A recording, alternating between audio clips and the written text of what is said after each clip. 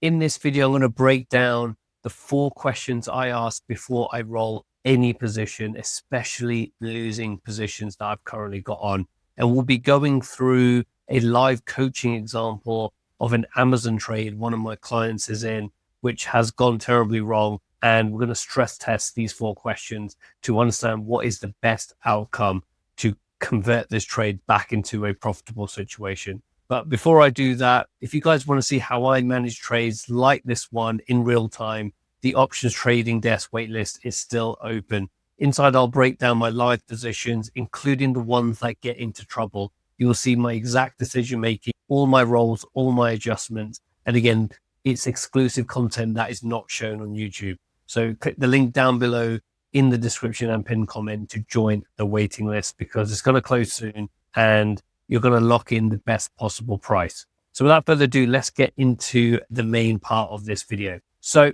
before we go into these 4 questions, let's have a look to see what's going on here. So obviously, we guys know that Amazon had earnings last week, and software as well, while part of their cloud part of their business, is also taking a bit of a hammering. So again, we've seen Amazon drop off quite a lot over the past week or so. So they released earnings last Thursday on the 5th of February, and my client basically opened an earnings position, which is your kind of standard earnings position, the day of earnings, selling a put out the money, right? So the strike price that he had was the 215 strike, expiring February the 18th. So again, it's about 6 days away from today from shooting this video. And again, the reason why I did it, we got some resistance, we got support. So the assumption was that it was quite far out the money. It was past the expected move. So the assumption was that if it does fall, it's got a situation to consolidate around that area and potentially get out for a small profit, break even, or even a small loss. But we've seen what's happened with Amazon. Amazon's completely tanked. It's now trading at 204, and he's got a deep in the money put situation, which he decided to hold as of today. We did see a push back up into the break even level, which we'll walk through. But again, it's taken another dump yesterday, just due to, again, another kind of software market kind of sell off. So what we're going to do is we're going to analyze this trade based on these 4 questions, and we'll break them down individually and then try work out what I would do in this situation and what I'm coaching and advising of how to get out of the position. So the first thing to have a look at, if I just bring up Tasty, if we were to buy back this 215 put on Amazon, it's going to cost us a mid price of $11.50. So he's about $1,100 in the hole at the moment. And that's just the first thing we've got to consider. So the first question we ask ourselves is, what's the total credit or debit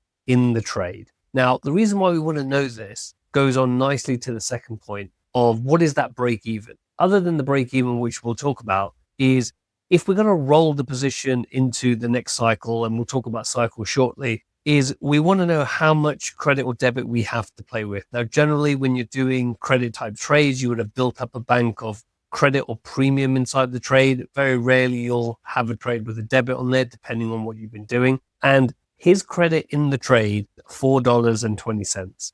So going back to the second position of what is the current break-even point, his break-even point is at 210 and 80 cents, which is done by this blue line over here. So what this is showing is how far up does Amazon need to move in the next 6 days, which is the current date to expiration, to potentially get out with a profit. Now you can see now by these like little wicks inside here, we got to highs of 212, and then the day after we got to 212.65. Amazon has flirted around inside the break-even area, but we've got 6 days to go. If Amazon continues to tank or stays where it is, this is going to be a very expensive option. The gamma is going to increase, and it's going to be a lot harder to roll. So we've established we've got $4.20 in this trade. We've established at the moment that Amazon is sitting outside of our break-even area. I'm not even talking about the 215. I'm more interested in with the 210.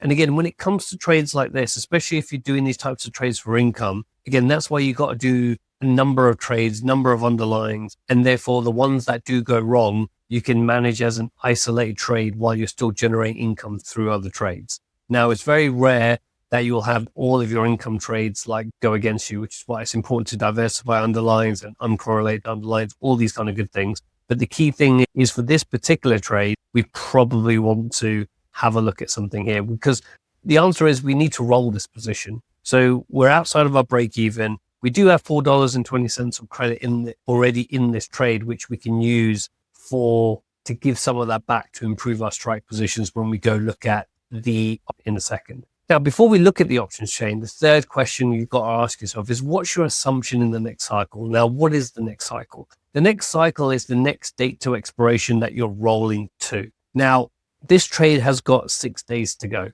and we are in the money. If it was me, what I would do in this situation is I would like to push this out to the nearest monthly cycle.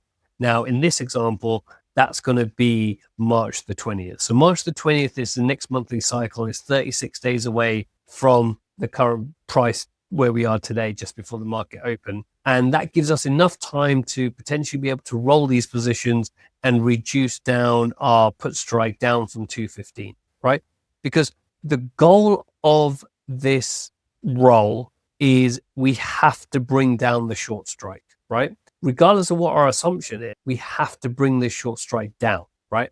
Unless you have a very bullish assumption on the trade, which then goes back into where do we think the price is heading in the next 30 odd days. Now, again, no one has a crystal ball. If we knew this, then we all would have just bought the stock and traded that direction, because all of these good things. But you have to have some sort of assumption to take you forward. Now, the very basics, what I use pivot points, RSI, Bollinger Bands to keep things very simple. I'm a contrarian when it comes to price likes to go towards its mean, and when it's overextended, we'll either get a consolidation or a slight move up. It doesn't need to go back. I'm not trying to pinpoint an exact strike. What I'm trying to do is say, okay, yes, it can go down, but it's probably more likely it'll stay flat to slightly go up, which if that's the case, that's what we want. And again, if we look at the assumptions, we are oversold on the RSI on a daily time frame.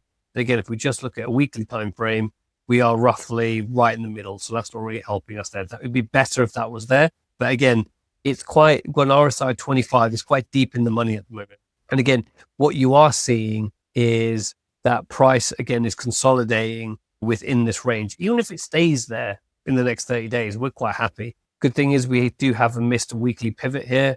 We do have a gap that price likes to come back to and fill.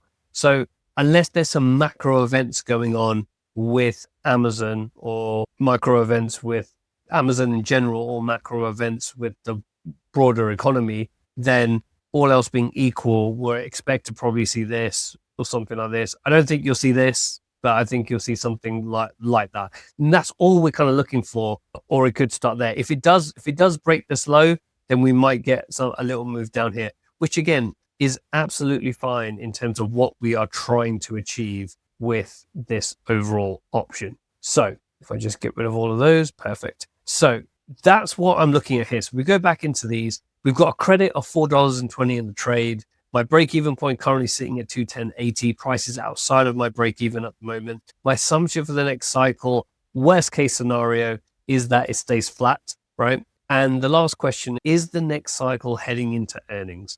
Now, we just had earnings over here on the 5th of February. Next earnings is sitting in the 23rd of April. So if we're trying to roll this out into March the 20th, into the next monthly cycle and manage it that way, then we have no earnings concerns going into this, which is a good thing. If we did, then because you're defending a trade, this would potentially be a good opening trade to sell a put here when you got overextended extensions here. It's a perfectly viable trading strategy. But let's just say if this was an opening position with earnings coming up, then all I would do is just be more mindful of making sure I roll this position or exit the position before the earnings take place. That's the only thing that I would really look at from that side. So we've got a decent amount of credit. We've got a good break even at the moment, despite it being in the money. Our assumption is flat to slightly up, and we don't have any earnings concerns for the March the 20th expiration. So if I bring the options chain back up, so what we're doing is we're buying back the 215 for $11.50.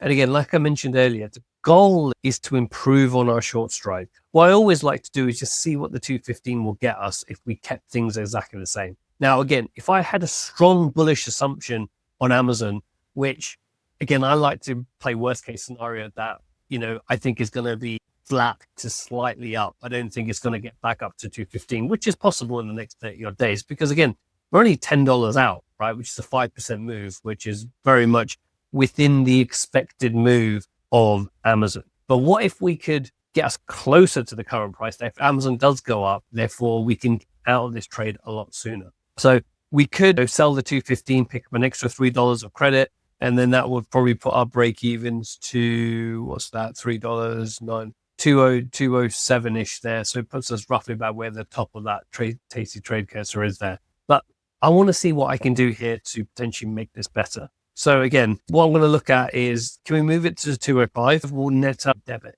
Again, this is a perfect roll, right? There's nothing wrong with this roll. However, if your assumption is that the price will go up, then there's no need to take a 50% kind of debit of $420 or $4.20 that you've already got here. Where it makes more sense is, I think here, is if we can roll to the 210, it's only costing us $8 in a debit.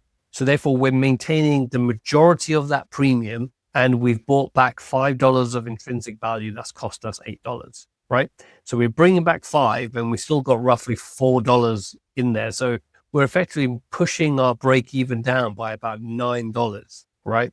Just for a 10-cent debit. So if it was me, based on everything we've just gone through, no earnings to worry about, we've overextended on the Bollinger Bands, there's a gap, missed pivots, there's all these things going in our favor that we just need Amazon to make that little bit of a push up and stay within that kind of range over the next 20 days or so. And so let's put these break evens up, and I'll show you again why I think that we don't need to go that aggressive with this roll. Yes, Amazon could go down, but again, you have to have some sort of an assumption here trying to get into it. So our put strike will go down to 210, and our put break even, this one here will go to 205.90. So what I've done, I've assumed that we take the $4.20 and we pay 10 cents or $10 rather to go and as a debit at the kind of new strike price within there. So again, that puts us at 205, where the current price is 204